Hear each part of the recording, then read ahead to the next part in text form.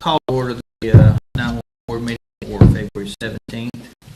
We do have a quorum present. We do have our city attorney, Mr. Smith, with us. Notice this meeting was posted 3 weeks prior to this date. At this time, I'd entertain a motion to approve the agenda.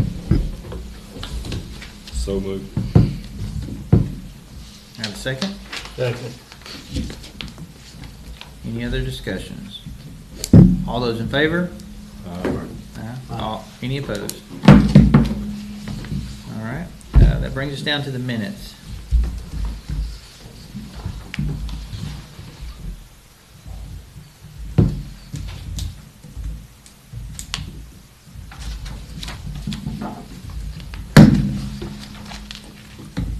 Motion approved.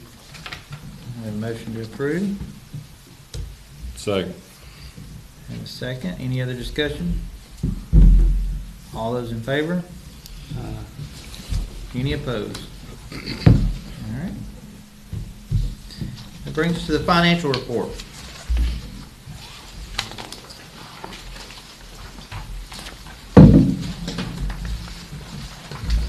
Still trying to figure out the best way to divide this out and make it. so It's that bigger. I'm slowly, month by month, I'm slowly getting it to a point where we can see it. So, I think that about got it there. The biggest thing to point out, is you'll see that the balances on the building mortgage and the radio account have flip-flopped as to what they were in January. We have closed out that short-term loan that we did and moved that amount over into the building mortgage. Brandon and Bob met with me over at the Hometown Bank office, and we got that signed and done. So that is finalized. So those will be the numbers for those accounts going forward, until we make another chunk of a payment on the grounding and electrical rework to Alcom, which should come up soon. And that'll take another chunk out of that radio account. Otherwise, I don't recall there being any major outliers. Just point out, health insurance was up slightly, but that's, the way they bill that is such an ebb and flow. We just have to play the game of averages until it works out.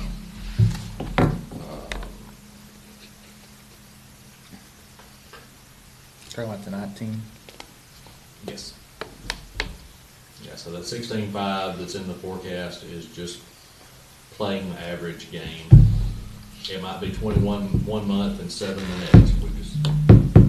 It's just an ebb and flow of how their billing cycles work as to what gets posted in that month. So what about the NCIC? City Hall had missed billing us the last quarter, so that's 2 quarters worth. Okay. So that got skipped incidentally.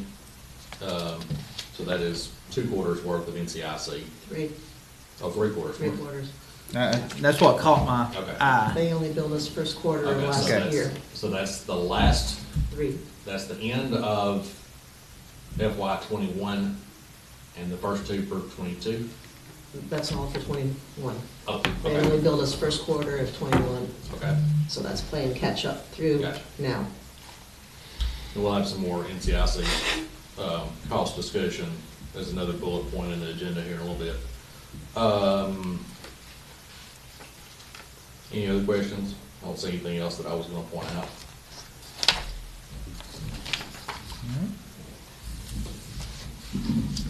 Any other discussion on the financial statement?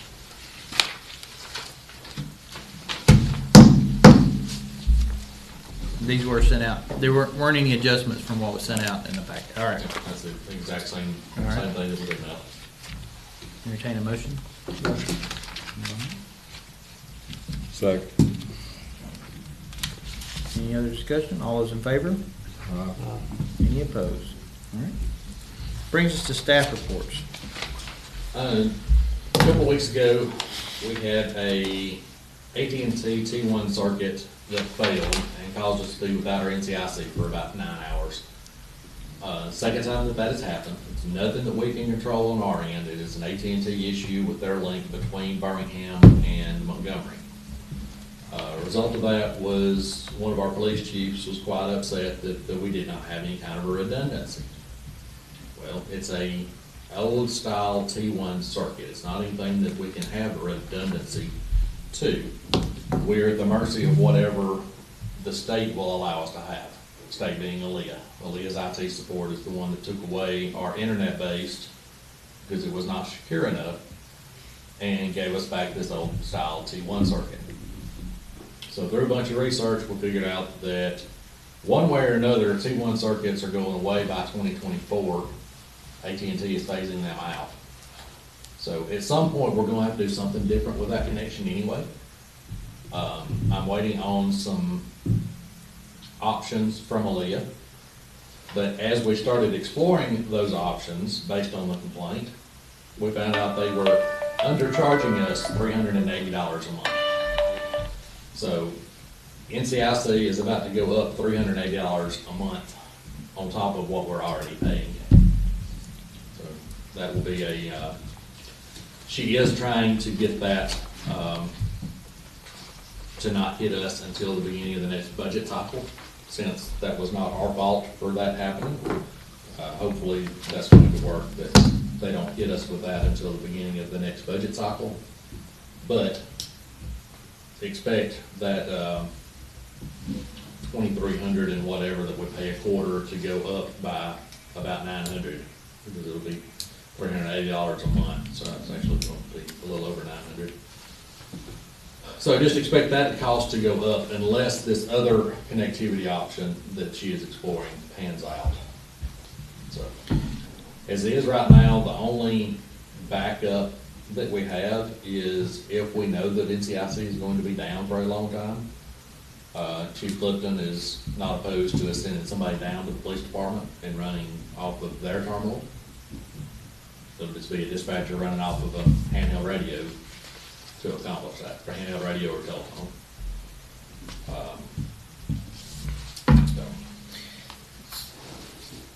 So, I'm still confused over the fact that they require us to have a T1 line. Aaliyah requires the 911 center to have a T1 line, but the police department can have something that's over conventional internet as a primary. And that is what she's trying to get me a quote on, to revert us to that type of connection. The drawback to that connection is it is not stable.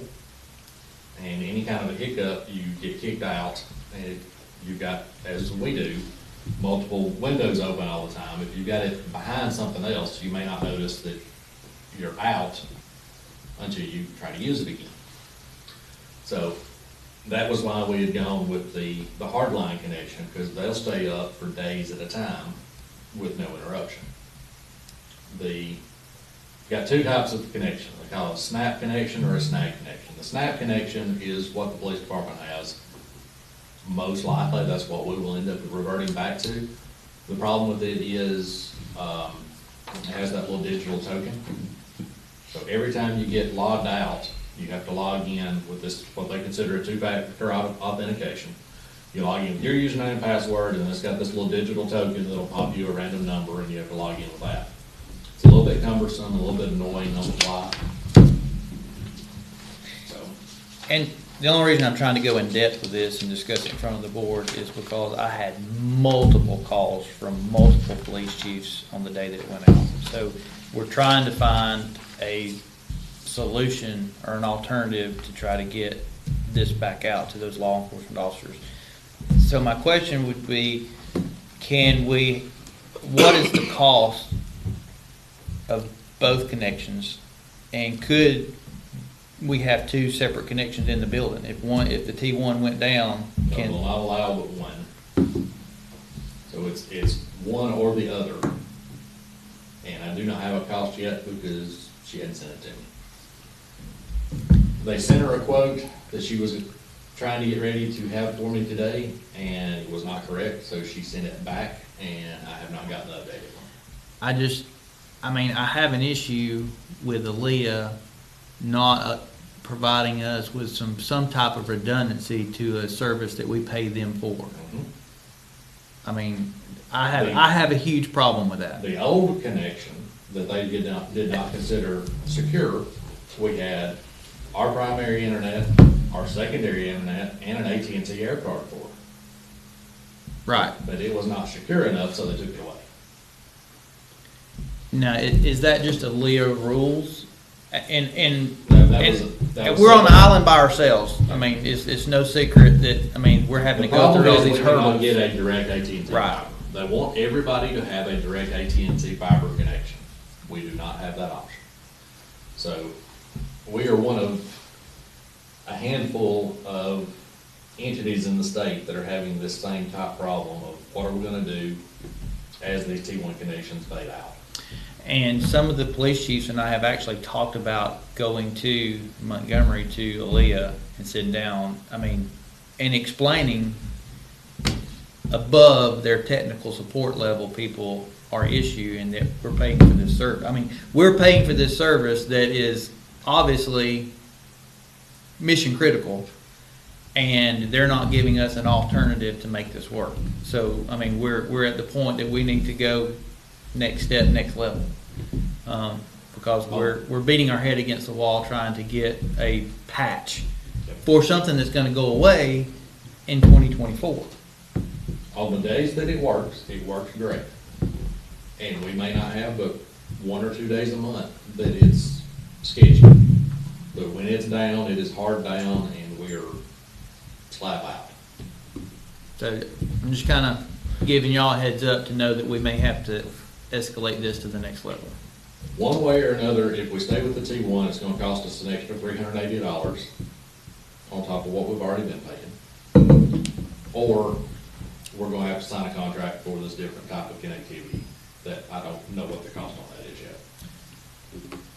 And obviously, if there's a cost increase for us, you know, we may have to reevaluate that to the service that we offer. So just keep that in mind as well. All right, any other discussion on the NCIC? Nope, that's all I have. I was hoping to have a quote to move on with that today, but I don't have it yet. Okay. Old business. The standard monthly update of all things pertaining to the radio system. With the exception of an antenna combining device, everything here at the 911 center is completed. Antenna combiner that they're waiting on will allow the Irondale interoperability radio that we have for leads, and a desktop unit in my office and my old office, the supervisor's office. So that'll give us those radio positions on the new system. Thought that was gonna happen last week. They're still waiting on that device to come in. So once that device comes in and it gets installed, I believe everything here will be completed. As far as Palisades go, the grounding work is done. The beginnings of the electrical work have started, but we're at a stall point until the new backup power solutions come in. So hopefully by the end of the month, those will be delivered. And in March, we will have our battery backup installed and the wiring ongoing at Palisades. And they're starting grounding at Highway 11 this week. So things are moving slowly. One of the very slowly moving things is that other random piece of paper that's in your packets. You'll find the one that is a copy of an email there. All of this connectivity back to Birmingham mess that you've heard referred to over and over again has continued to be a stall point. So Motorola has come back with, we have to have a change order to what the original bid was, because we cannot do our connectivity the way they originally thought that we were gonna be able to do it. So the change order for the microwave setup from the Highway 11 site to the Warrior site, they have priced at $28,000. $28,200.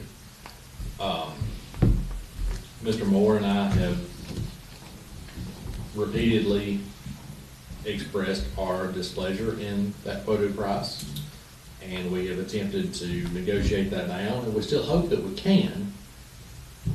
But at this point, we're kind of at a stall point of they are not going to order that microwave until we approve this change order. And we can't get connected without it. So, It's hardball yeah, yeah. So, on a $2 million plus system, yeah, we're closer to 3 now. $3 million system. So, I bring that to y'all as, that is what they are asking us to pay, Is this, on top of what we have already committed to pay. is this Birmingham or This is Motorola Corporate. Motorola Corporate? So what Mr. Moore and I have decided that we would bring it to the board and ask for an up to amount that we can take back to Motorola and say that this is what the board is willing to do. Yes, we do need to do something, but I think I think they are trying to make up for some missed revenue in other places in the project with this one change order, is my personal opinion. Something that you gotta have to make it work. I think that number should be closer to like 16 or 18, just from the knowledge of what it's gonna take. The originally proposed a 3-foot antenna unit, is that Did- correct? Correct. Did In they the original sign, proposal. did they So sign they made off an on it? engineering mistake themselves when they didn't make it originally for 4 foot. Partially yes and partially no. The original microwave we were going to use in that spot was the one that Birmingham 911 was giving us for that connection. Well, they decided that that one, being that it is a 18 gig instead of an 11 gig, 18 gig does not travel the distance as well. So we're gonna use the 18 gig microwave as the shot between here and Palisades. And our 3-foot dishes that work for here in Palisades need to be changed over to the 4-foot dishes for the shot from 11 to Warrior. This is plan about F or G at this point of how we're gonna make all these shots work. Well, what I'm getting at, their engineering original proposal was okay with the 3-foot, that's the way I'm reading that. And if so, there was a mistake made, and we need to go to the 4-foot, why are we absorbing their study cost and everything else? We were using the 3-foots because they were gifted to us. But as we have changed project managers and engineers, they've decided that they don't have the confidence in the 3-foots for that long of a shot. Well, I don't like the thought of having to pay more, but I certainly don't want to force that smaller dish to go up and then it delay us even more on something that won't work. I'm tracking with you. I completely understand. If that's something they signed off on when we went through all this, we should not have to pay for the change order. I can see Yeah, paying for the yeah. extra hardware. Yeah. But not the engineering studies and everything they should have done to begin with. Yeah. That's why I said, I think they are trying to make up for some shortage in some other places.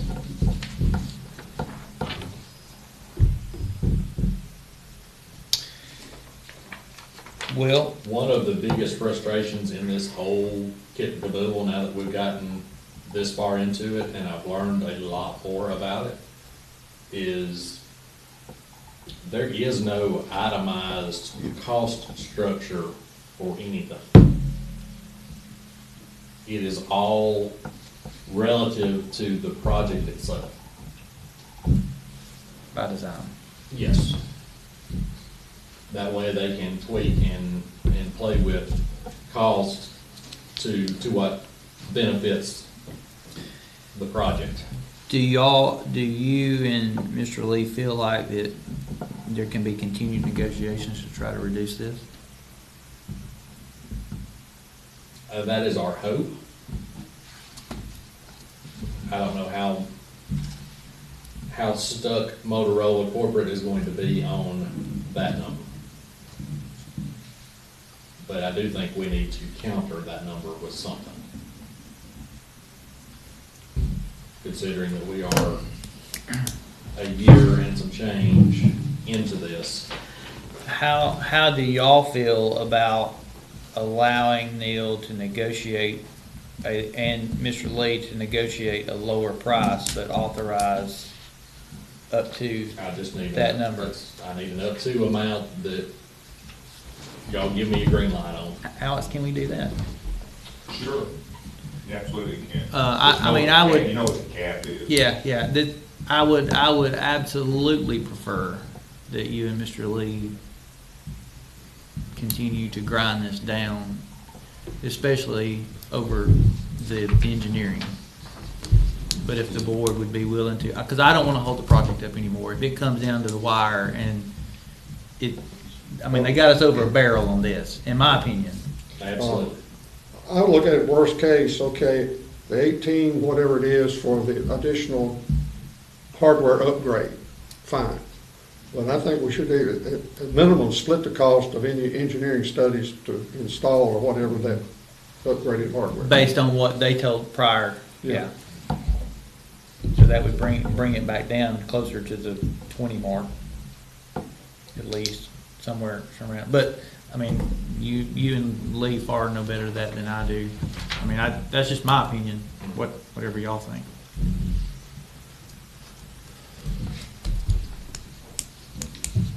I agree.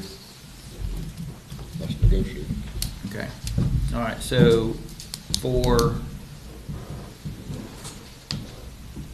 the, which one, what is this? But this is in part of that P25? old business Okay. P25. So I need a motion to allow Lee and our consultant to continue to negotiate this change order, but allow a cap of 28,265. That is the motion. I make that motion. Do I have a second? Second. So we will go up to that number if they will not budge off of it. Right. No more than that. Yep.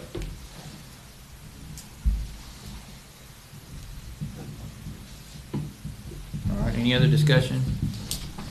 All those in favor? Any opposed?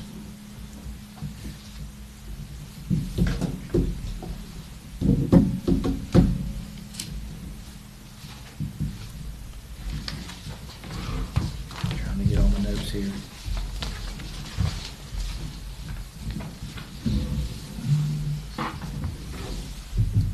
Okay. That brings us down to any other old business on P25. All right, that brings us to new business. In your packet that was emailed, you've got our annual maintenance contract for our large UPS that's here at the 911 Center. Very similar to what we did last year. This is their maintenance contract. Somebody comes out, checks the batteries, checks the charging system, make sure that everything is as operable as possible. $3,500, it's a lot of money, but it's kind of a necessity. I kinda got a question on this. That's about $220 an hour for somebody to come in and wipe the batteries down, put a voltage meter on them, and write down some data. Plus, when you read line A of their contract, they didn't use spell check on it. Check the battery units for SINGs, S-I-N-G-S.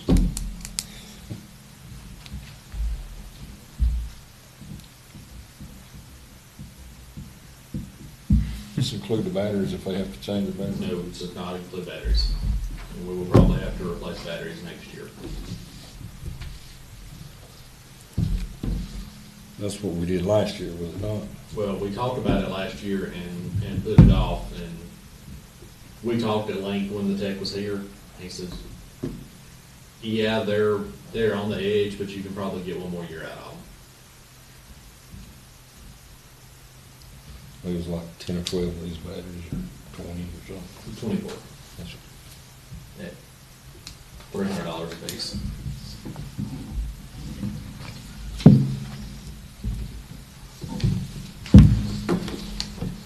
Speaking of batteries.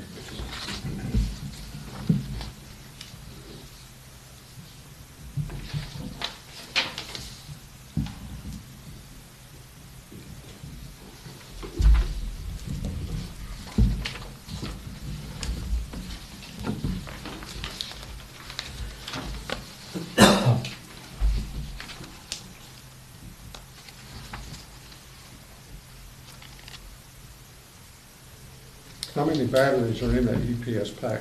24. 24.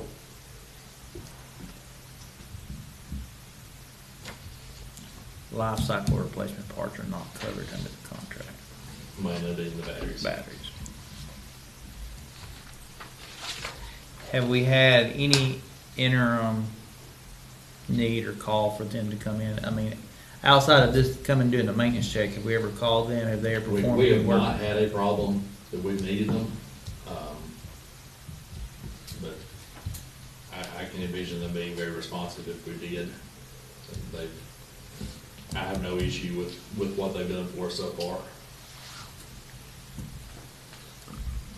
So if we have a battery blow up or whatever, this contract covers them coming and repairing it, even though we gotta buy the battery. Correct. Covers the service side of it, just not the parts.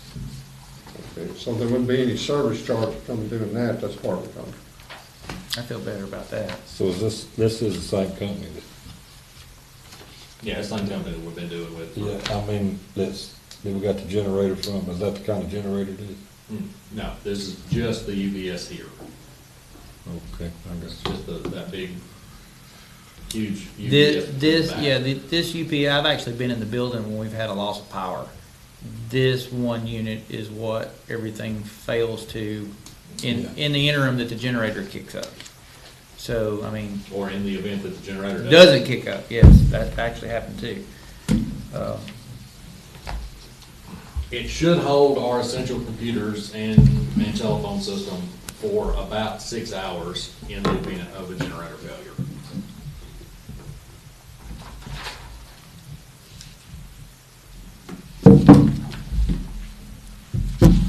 All right, any other discussion on?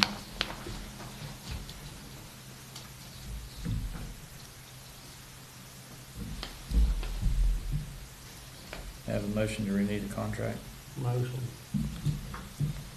have a second. Second. Any other discussion? All those in favor? Any opposed? Okay. Dispatch rate discussions. Joy, we go through every year of figuring out how to plan for the next year. Hopefully we can get this. This is not something that we have to decide for sure on today, but I did want to start the conversation so that we can get letters out to our agencies March or April-ish, so that we can give them plenty of notice for their budgets. First page that's got the 2015 through 2022 is just a summary of how we've gotten to where we are now. I just kind of wanted to summarize that down and show you how the trends are running. So overall, from 2015 to forecast for this year, our revenue side has increased $279,000. Our expenses side has increased $453,000. So obviously, that math does not work well in the long term. Next year, we pick up the revenue from leads, and next year, we should also get our 5-year cycle CPI increase from the state. No idea yet what that will be. But those are both for FY '24, not '23. So we've got to figure out what do we do in '23 to bridge the gap and not be any more upside down than absolutely necessary. So I've got several plans in there, and none of these are set in stone. These are just thoughts of Neil on how we could structure that increase. Traditionally, we have done a percentage increase. So if we did 5%, the first page you come to is an example of what 5% would be. The drawback I have to doing the percentage increases is it hits the larger agencies much harder than it does the smaller agencies, obviously. So I was looking for some way to balance that a little bit better. So your other pages are just other thoughts as to how we could go about doing that. One is taking an average number of calls for service multiplied by a set cost per, and come up with it that way. That calculates specifically the workload, if you want to term it that, of what we are doing for the agencies and quantifies it as a cost. Comes out not much different than what a percentage, if we identify the percent versus the $6. $6 per call is only a little bit more.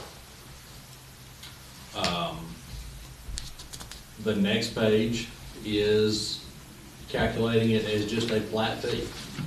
Just figuring out a flat rate across the board to try to get everybody a little bit more on the same playing field.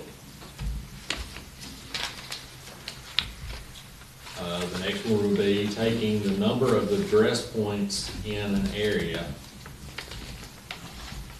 and multiplying it by a set cost. That one is going to hit the county substantially harder than anybody else because they've got more territory. As does the very last one, which is the square mileage idea. Also hits the county significantly harder than anyone else because they cover more territory.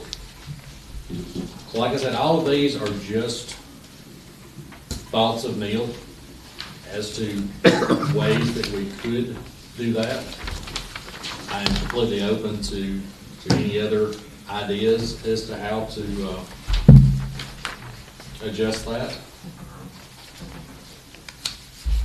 I think the most equitable way would be the cost per call. So the other one that I've got that is still, I haven't got it down enough to get it onto a piece of paper yet. I had another one that I was working on that I've got in my computer here, so let me get back into it for just a second.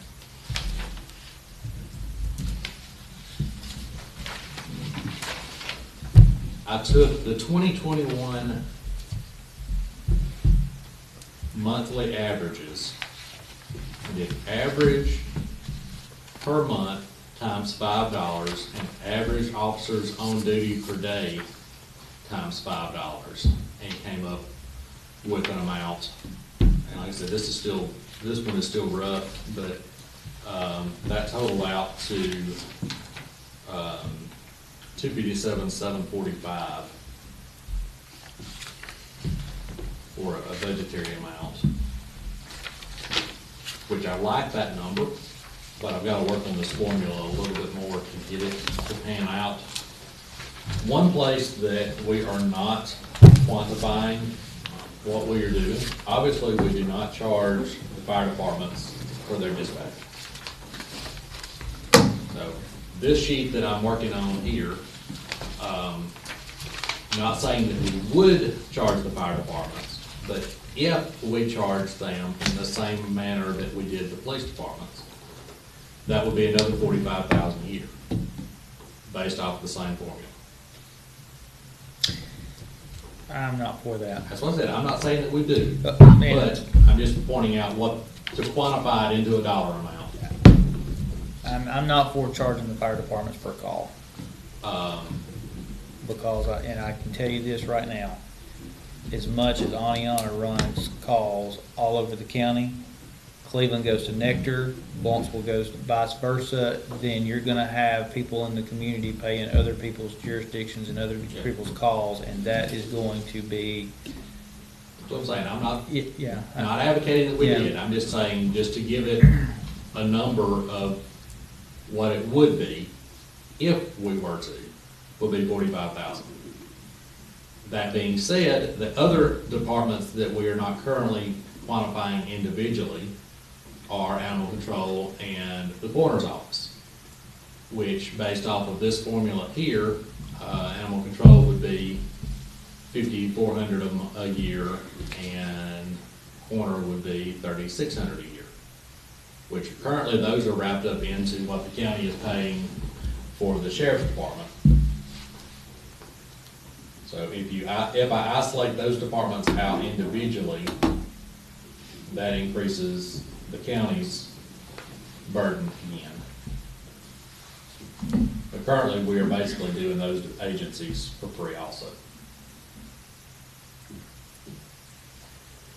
Well, why is the district attorney office showing 000 for the last 3 years? Because we're not doing anything for them. We're not doing any dispatching for them anymore. They have their own dispatch.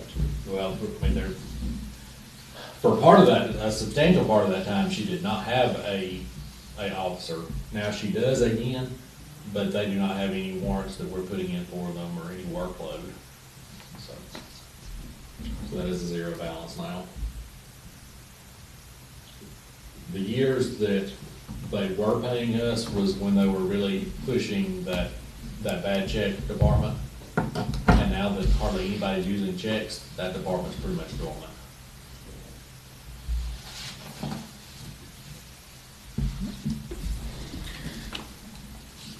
So you just want us to review these So just, for items of discussion? I'm looking for ideas, and I want it to be fair, but also we can't continue to absorb the overages like we have been in years past. Because obviously, we've got to be more competitive in the salary range to try to keep employees. We saw last year what happened when we got a little bit more behind. We are back to the right full-time number again, but I don't know how long we stay there, especially with other places still saying they're gonna do 15 and 17, and we're at 1350. Well, I just, go back to the comment about the fire departments. I mean, the way that the fire service is structured in Blount County, I see that being problematic to try to do that, because right now we're doing our very best like we can, neighbor helping neighbor, trying to just get calls answered. And if we start billing by those calls, There's no revenue coming in. there, That's what I'm saying. I'm not that's saying gonna, we should. yeah, that's gonna cease. I'm just quantifying it into Right, a number right. of what When we were shopping, what our cost is. the other two agencies that they talked to, they did a call for service, but it was off law enforcement. Because one of them gave us a number of what it would cost annually to dispatch us, and then they come back and they went, oh no, that's your fire side, we gotta do your law enforcement side. So they charged for the law enforcement calls for service. Supposedly that takes up both sides, fire and police. But that's what they based it off of, is what the call for service was in law enforcement. Other two counties that did. I think St. Clair kind of does what they don't charge the fire department. Okay. Even if we were to want to charge the fire department, there's no way that they can pay it. I'm just wanting to quantify a number as to what our cost on I got you. that is. I got you. So if we're saying that our cost is $5 per call for law enforcement, this formula that I'm working on the one that is still in draft form, quantifies what that cost is all the way down for all of our departments. Gotcha. All right, any more discussion on that? All right, that brings us to the RFP for the ambulance contract. Again, not anything that is a action item for today. This will be an action item on next month, but I wanted everybody to have that copy in hand and plenty of time to go over it. And I need any changes pretty quickly so that we can get those back to the AAC. And I want to have that as a draft to approve on next month's board meeting so that we can get with Alex and figure out what are steps to get that published and out to try to have returned by the end of May so that we can award at our June. And then if we have a change in ambulance vendors, they have from June until October to make that change. So there's a lot in that.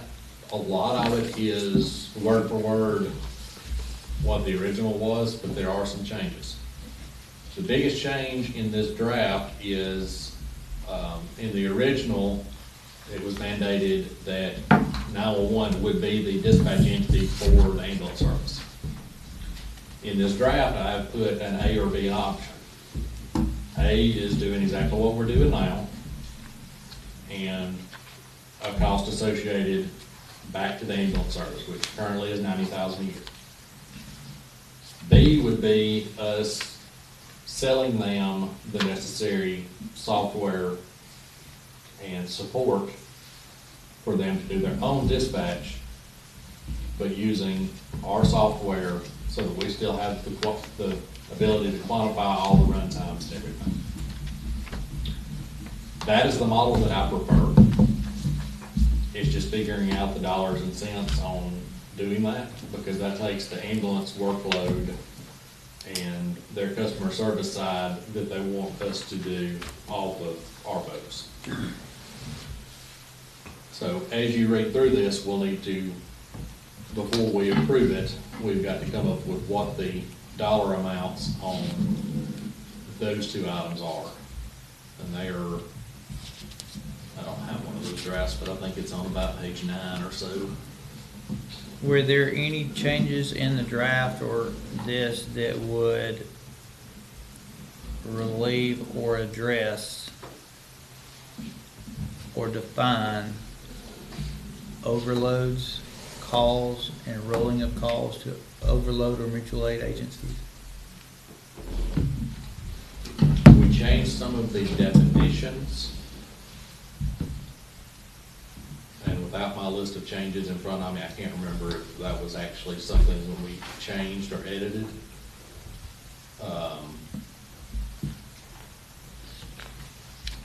The biggest part of this changed the verbiage in the hospital and long-term cares to give them the ability to,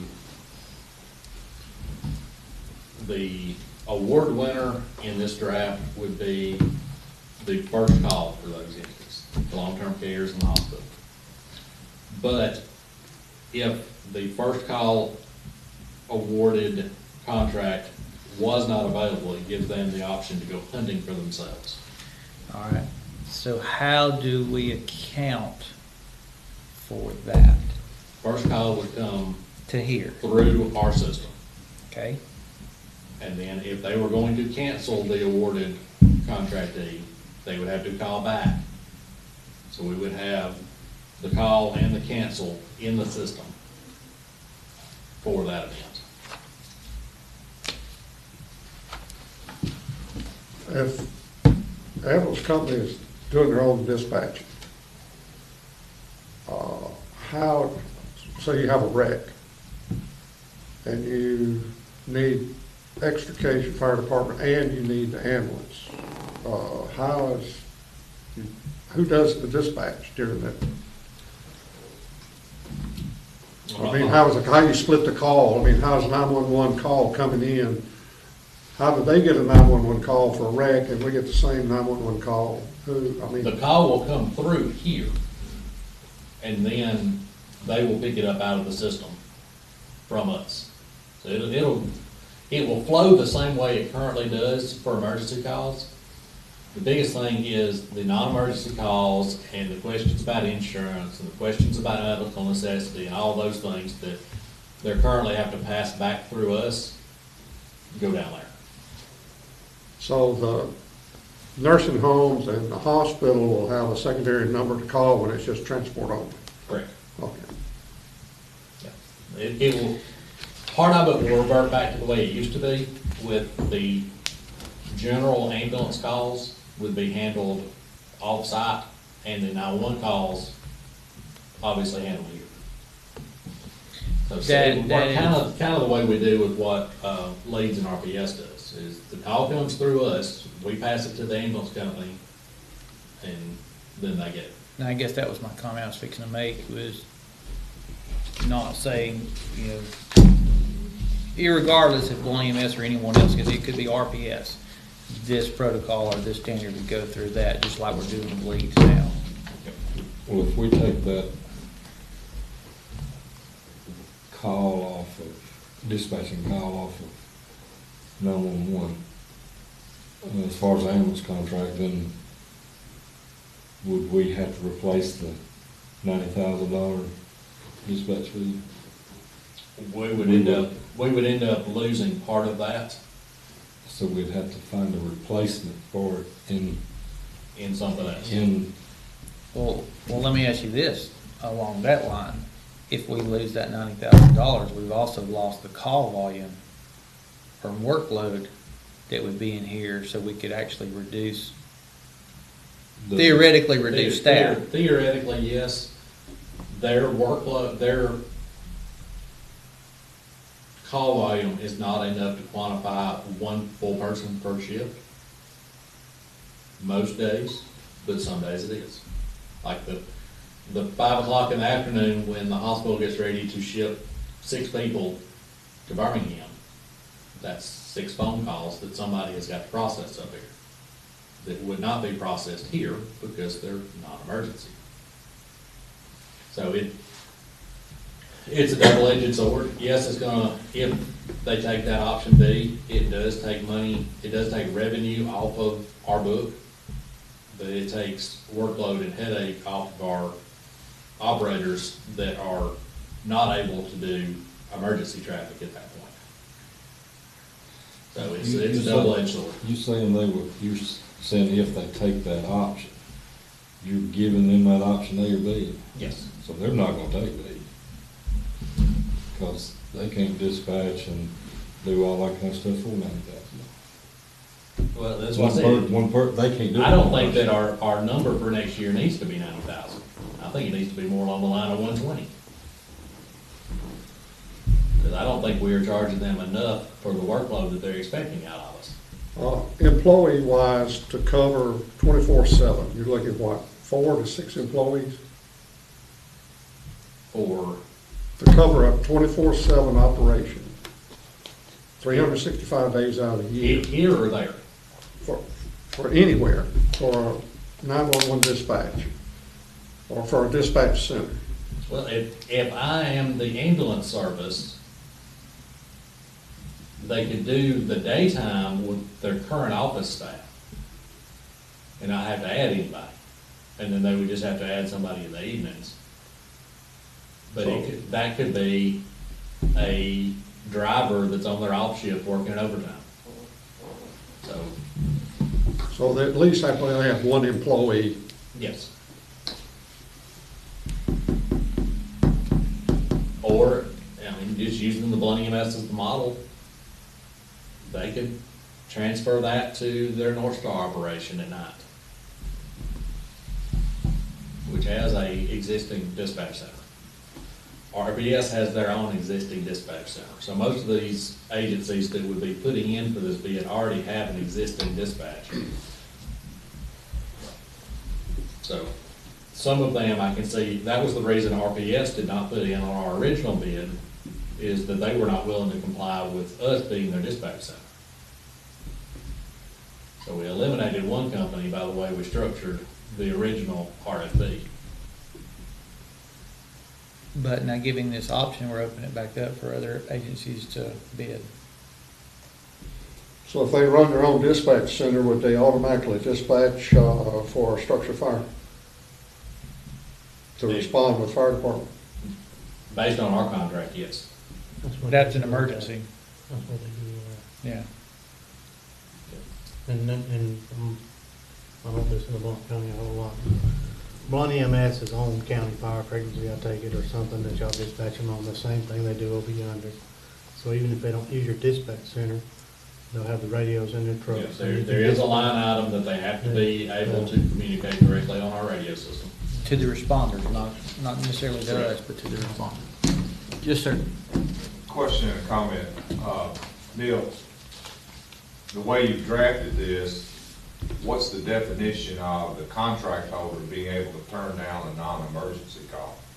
I mean, can they just say, if they had equipment, but just didn't want to make the call, is that permissible under the way it's drafted? Because we're having a potential issue in Oneonta, and I don't necessarily want to go into it here, you think you're aware of it. There is nothing in the contract that says that they have to take something that is not medically necessary. And the term medical necessity is going to keep coming up because that is the current catchphrase that's being used by the industry for things that do not meet Medicare guidelines for an ambulance transport. Okay. Not Dialysis? billable. It's not billable. Correct. There you go. That's where I was. Not billable. Yep. Because Oneonta's having that issue right now, potentially getting backup service in here. And secondarily, I can see the board being in a position, and I don't have an opinion, that's y'all's call, how to structure the RFP. I can draft it either way. But I can see the board getting in a decision-making position. Some provider, like Chief mentioned, or Steve, says, no, I want 911 to do dispatch, and they submit their bid, and then you get another one saying, no, we're gonna do our own. So the board, I think at some point is gonna have to Make a decision one way be or in the that other. position of making that decision. Because you're having two separate RFPs provided for the same contract. That's right, and there's nothing wrong with that. If we give them that option, it's just gonna come back to the board to ultimately decide, which is the better for our operation. But could that be construed as two separate, I mean, let's say one agency or one service or provider comes back and says, well, that's not a fair or legitimate comparison? They're I can not, certainly. they're not all bidding on the same That's, thing. that's right, yeah, that's right. I I can mean, certainly see that, and that might lead to the board making a decision on the front end. We either want to be in the dispatch or we don't want to be in the dispatch. And I know when we drafted this originally, it's 5 years ago now. 5 years. Uh, Actually, when we started, it was 6. That's right, we had, we had the accountability issue. The ambulance service is not responding within, satisfactory time limits. And I think that was one of the reasons that we wanted to control the dispatch, and so we'd have the record keeping. And I think the AEC committee does a fantastic job. I'm just in awe of the skill set that committee has and their review. And I've attended those meetings, and there's been some contentious situations a time or two about, whether or not fines ought to be imposed, but I think it's helped with the response times. And maybe we don't need that now, because the response, there's not a high percentage of calls that are outside of the contract's parameters. Of course, maybe you could say, but I think they're consistently, above 90%. We're falling right at our 90% goal every month. Right. So, anyway, a couple of thoughts, but it may be that the board needs to consider which option we want to do. And, but I guess what you're saying, Neil, is that may exclude a company or companies from even considering bidding. It definitely excluded one company from returning a bid the last time. Okay. I don't know about others, but there was one that definitely cited that as their reason for not turning in a bid. Well, in all actuality, conceivably, anyone that would interject a bid has their own dispatch service. In one form or, In one form or fashion, they all do. What this board would have to make the decision of whether we're in a position to, that $90,000, you know, are we gonna have to adjust to, Dispatch fee. yeah, my thought is between a CAD license, the mobile licensing, the VPN licensing, and usage of the radio system, that's at least $40,000 worth. but how much would that ultimately cost us?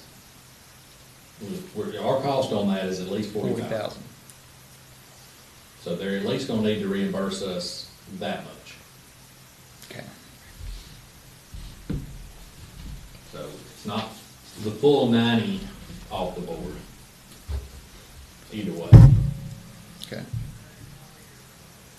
But I think the service contract probably needs to be more in the 120 range. And the B option probably needs to be in the 50, 55 range, All right. is my opinion. So we need to review this for certain and then be, what's the word, cogitating? Cogitating on the options Yep. of the contract. So the ambulance board to get a copy of this also, Sir? the ambulance board to get a copy of this also. They created. did. They drafted Oh, this. they They have it, drafted it. yes, sir. This is their recommendation to us. All right? Any other comments or questions on that? All right, that brings us down to any board member comments.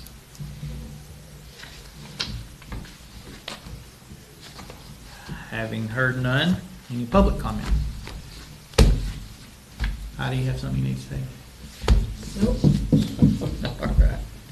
All right, that brings us down to Motion to the, adjourn. the motion of the day. Mr. Sanford? Mr. Parsons? All in favor?